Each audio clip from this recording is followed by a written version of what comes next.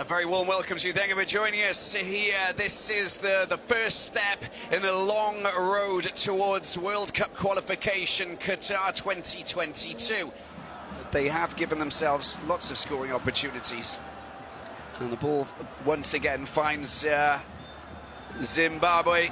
Here they are looking to try and find the back of the net. Oh, what a wonderful save that was from Ahmed. And he comes to the rescue. Excellent play there. And they launch a quick counter-attack. Lunga's coming back to defend, and it really just depends. Oh, this is great play. Oh, he's still got the ball. Somalia with a shot. It's a follow-up as well. Brilliant save coming from Chipazizi. Two wonderful saves. Running out of their own half. Looking dangerous, Somalia. There's a good ball to be passed there. That's a fantastic pass. Now is an opportunity. Somalia. Oh, he unselfishly gets the ball across. That's a great shot, but it's not on target. There's the delivery at the far post. There's no one there. It's headed away by a Zimbabwean player.